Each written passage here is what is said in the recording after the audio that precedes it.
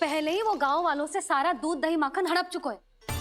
अब आप और मटकियां क्यों ले जा रहे हो उस दुष्ट के लिए? यशोदा, वो दुष्ट है, अत्याचारी, पर है तो हमारे महाराज ही ना। वैसे खाली हाथ थोड़ी ना जा सकते हो। तुम अपना ध्यान रखना। सुनो जी, मुझे पता है कि मुझे श्री नारायण पे विश्वास रखना चाहिए, बल्कि मैं भी तो यही समझा रही थी इन गोपियों को। पर पता ना क्यों मुझे लग रहा है इसके पीछे उसका कुछ बहुत बड़ा षड्यंत्र है। ना तो आपको अकेले क्यों बुलाता वो? मैं जानता हूं यशोदा, उसने मुझे क्यों बुलाया है, पर मैं तुम्हें ना बता सकता। मैं ना चाहता हूं कि तुम चिंता करो।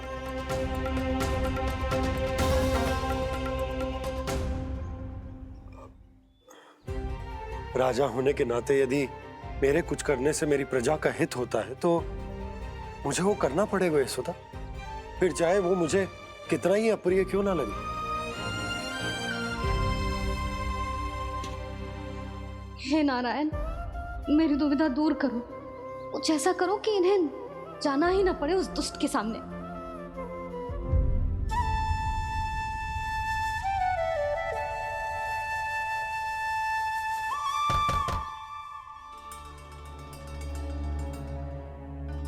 जी इतनी सुबह कौन हो सकता है? मैं देखता हूं।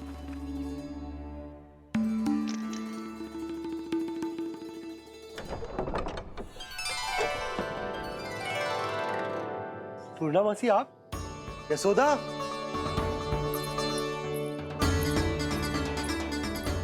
पूर्णा मौसी, इतने दिनों बाद? क्या होगा मौसी? सब कुछ कुशल तो है? मैं तो बस इतना जानती हूँ नंदराज, ये लोग आपसे मिलना चाहते थे। कौन?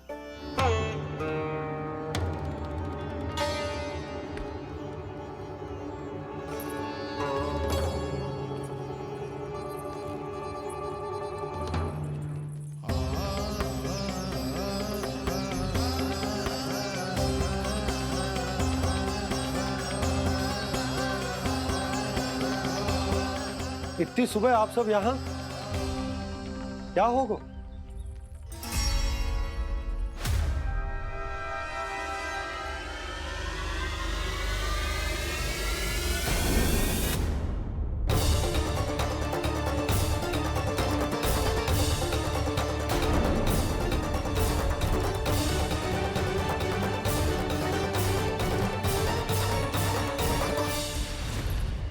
हमारे भोले भाले गोकुल वासियों को फंसाने के बाद यहाँ आने का साहस कैसे करो तूने?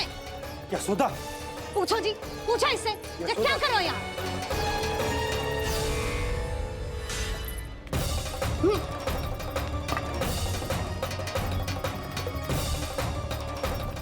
इनकी ये दशा आप सबने तो ना की। नहीं नहीं, इनमें इनका कोई दोष नहीं है। हमारा बस चलता तो इससे भी बुरी दशा करते। ये सब तो मेरी करनी का फल है नंदराज।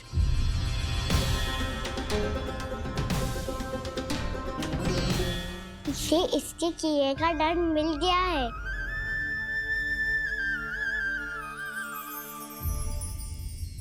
मुझे क्षमा कर दीजिए नंद महाराज, बहुत बड़ी भूल हो गई मुझसे। मैंने इन सब गांव वालों को फंसाने का षड्यंत्र महाराज कंस के कहने पे किया था।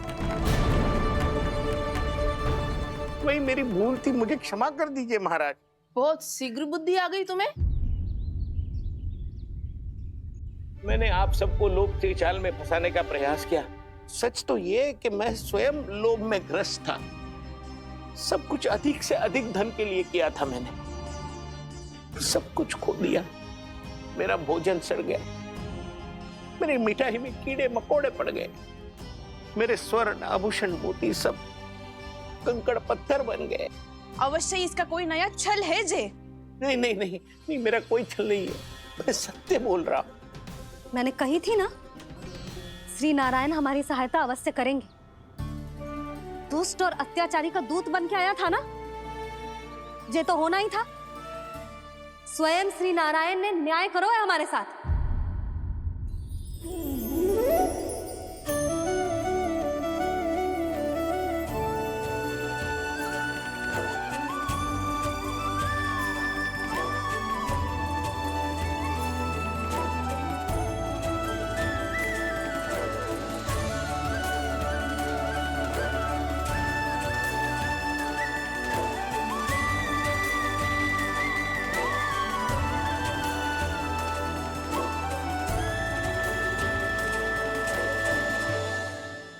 आप बिल्कुल सही कह रही है। वैसे तो कर्मों का फल मरने के बाद मिल रहा है, लेकिन आपके श्री नारायण ने मुझे इसी जन्म मेरे कर्मों का फल दे दिया, कर्मों का दंड दे दिया। आपका बहुत बहुत धन्यवाद श्री नारायण, बहुत कृपा की हो आपने। पर इसका अर्थ ये ना है कि हम सब ने आपको क्षमा कर दिया है। मैं यहाँ क्षमा के लिए नहीं आया हूँ नंदरानी। तो फिर किस लिए आए हैं? मैं तो इन भोले भाले गोप गोपियों को इनकी शपथ से मुक्त कराने आया हूँ। पर इन सब ने वो शपथ अपनी इच्छा से ली थी, आप उसे कैसे मुक्त करा सकते? और एक शपथ दिलवाकर।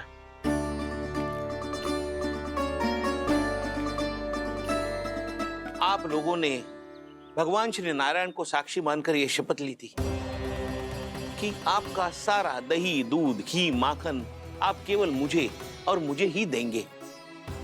आज उसी भगवान श्री नारायण को साक्षी मानकर मैं आपको शपथ दिलवाता हूं कि आपका सारा दही, दूध, घी, माखन, उसमें से एक कण भी आप मुझे नहीं देंगे। तो तीक्षा क्या कर रहे हो आप सब? शपथ लो। हाँ हाँ,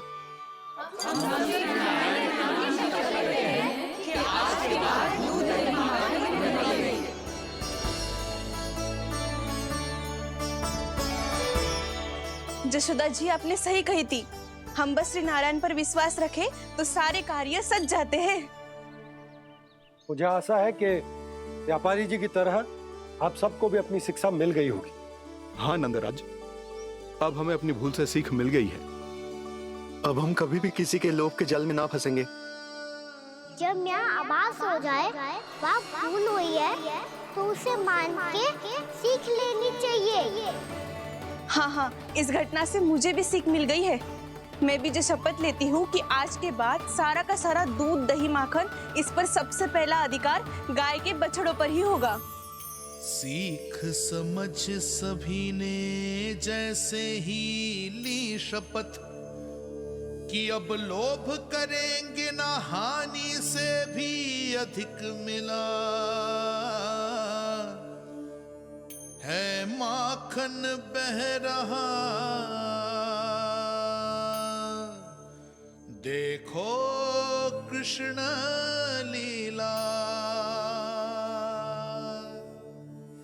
देखो कृष्ण लीला।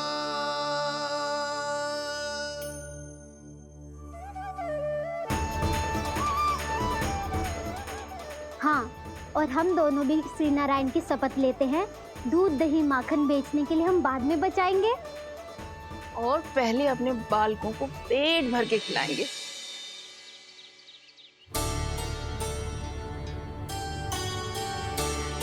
भैया, दादी, शीघ्र चलो।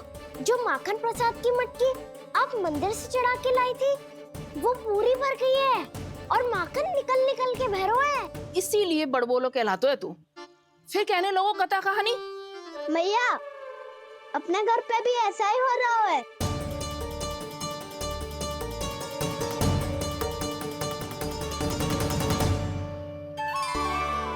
यशोदा, वो देख तुम्हारी माखन की मटकियां।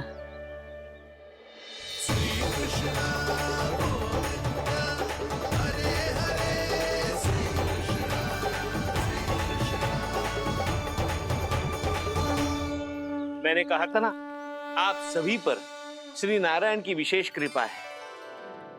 जैसे ही आप सबने अपनी भूल स्वीकार कर ली, भगवान ने आपके माखन की सारी हानि पूरी कर दी।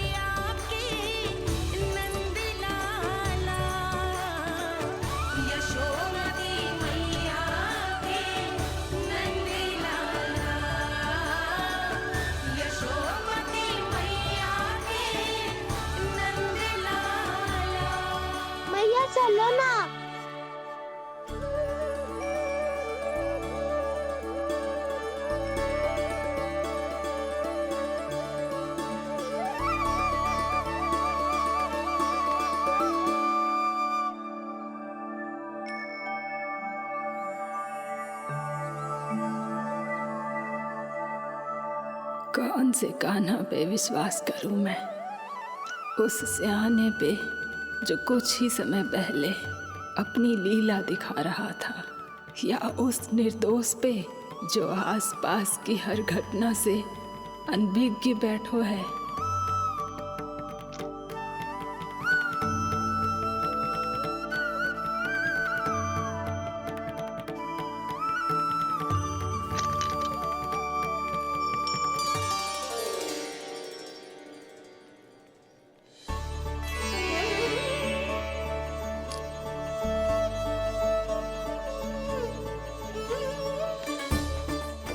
तो क्या इसका अर्थ ये है कि जब हम अच्छा कर्म करते हैं तो हमें पुण्य लाभ होता है, और जब हम बुरा कर्म करते हैं तो हमारी हानि होती है, हम पराजित हो जाते हैं?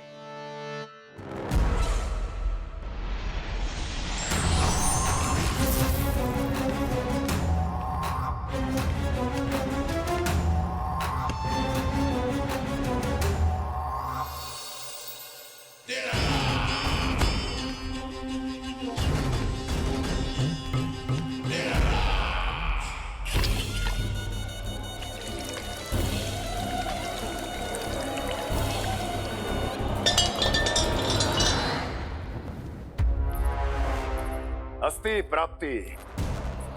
मैंने कहा था ना, ये सारी माया उस विष्णु अवतार की है। अरे वो तो इतना भी शक्तिशाली नहीं है कि अपनी ही माया का प्रयोग पर्याप्त समय तक कर पाए और मुझे पराजय स्वीकार करने पर विवश कर पाए।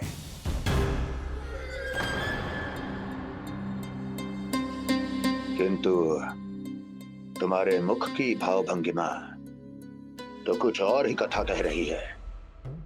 क्यों? सत्य कहा ना मैंने।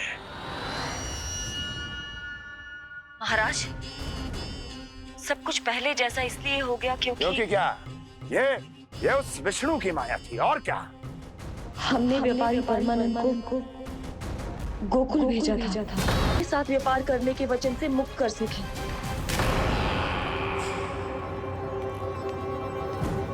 मेरी आज्ञा लिए बिना, मुझे बिना बताए मेरे लिए हुए निर्णय को पलटने का साहस भी कैसे कर लिया तुमने? हमने आपकी ही विचारधारा का अनुसरण किया है महाराज। आप ही कहते हैं ना, जब जीवन पर संकट हो तो अभिमान अर्थहीन होता है, और जब प्राणों पर बनाए तो सम्मान स्वाभिमान सब निरर्थक होता है। भूख और प्यास से आप तो दुर्बल हो ही जाते महाराज, पर आपकी सेना और सेवक अपने प्राण बचाने के लिए आपसे दूर हो जाते। आपके और उस विष्णु अवतार के बीच 4 वर्षों से चलते आ रहे इस संघर्ष में ये एक छोटी सी झड़प है महाराज, और यदि हम ये झड़प हार जाते तो शेष युद्ध करने के योग्य भी नहीं बच पाते। जब आप पूरी तरह से अकेले, शारीरिक रूप से दुर्बल और असहाय होते, और तब वो विष्णु अवतार, वो बालक आप पे प्रहार करता, तब आप क्या करते महाराज? आत्मरक्षा आवश्यक थी महाराज, क्योंकि शत्रु पर उसके वार से भी अधिक घातक प्रहार करने की योजना तभी बनाई जा सकती है जब तन और मन दोनों पूरी तरह स्वस्थ हो।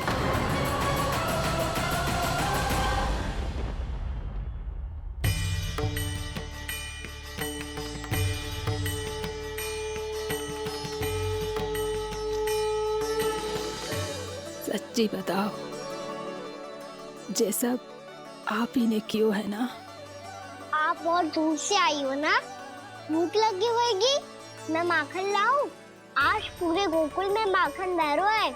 इसके पीछे आप ही की लीला है ना? मैं अभी माखन लाता हूँ। बताओ ना, पूरे गांव में प्रसन्नता की बयार बह रही है। हर ग्रामवासी के मुख पर हर्ष और उल्लास दमक रहा है। ये सब आप ही का चमत्कार है ना?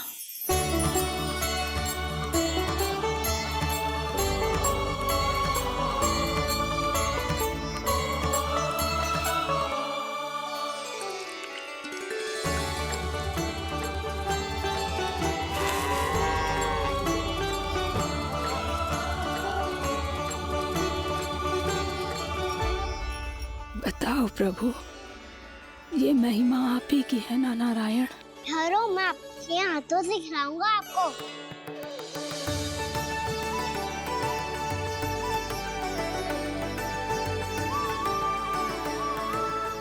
बताओ ना प्रभु, आप लालन करवाने आए हो या सबका पालन करने आए हो? बोलो ना प्रभु, बताओ ना।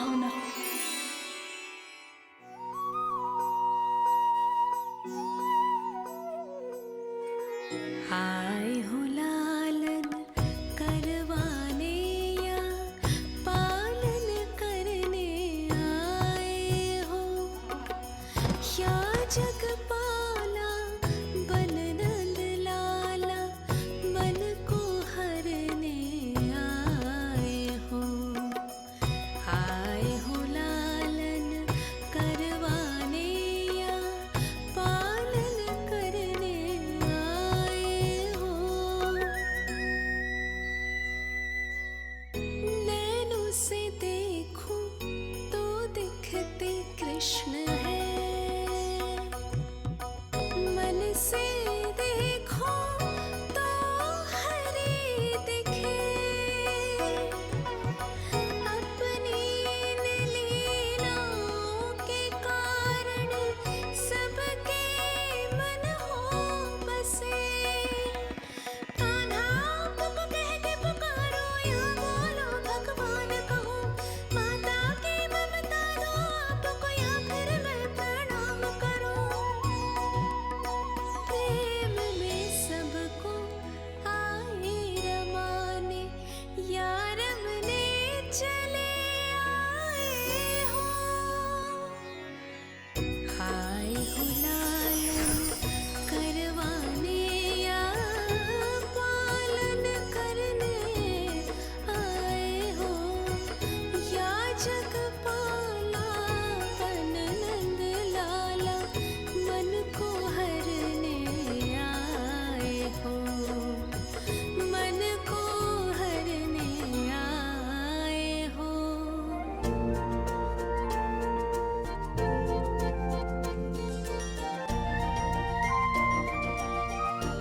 बताओ ना प्रभु,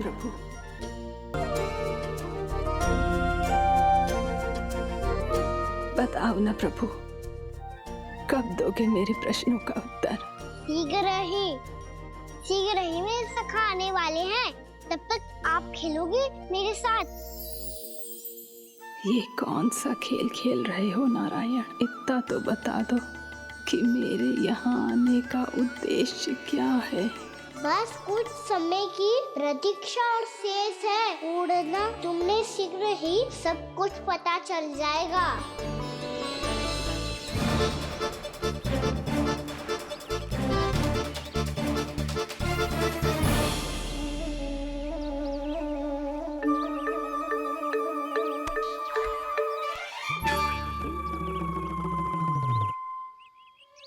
मैया ने शीघ्र आने को कही थी, ना हो गए हो तो दंड मिलेगा।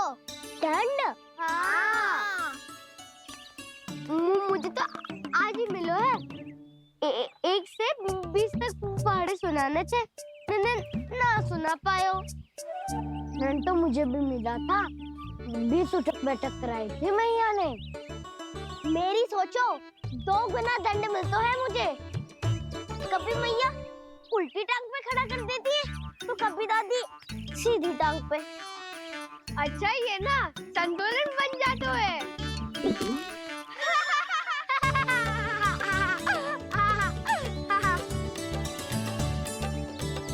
तो क्या सबको अपनी मैया से दंड मिलता है? हाँ। दाऊ आपको भी?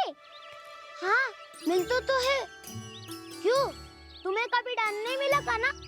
हाँ, एक बार कान पकड़ा था मैया ने और एक बार डांटा भी था, पर दंड तो कभी ना मिलो। वैसे कहा ना, दंड का भी एक लाभ होता है। लाभ? हाँ, सारी माँ पहले दंड देती है और फिर 2 गुना प्रेम करती है। जितना बड़ा दंड उतना ढेर सारा प्रेम। हाँ, सही कही। तो मैं भी आप जाके मैया से बहुत सारा दंड मांगूंगा। मांगने से नाम मिलता है दंड। वो तो कछु गड़बड़ करे तो मैया अपने आप ही दे देती है। अरे कान्हा कहाँ चले? अपनी मैया से दंड मांगने। मैया की ममता और उसके सारे रूप देखने के लिए ही तो जन्म लिया है मैंने। तो मैया से दंड पाने और उस दंड के बाद 2 गुना स्नेह पाने से वंचित क्यों रहूं? मुझे भी दंड चाहिए।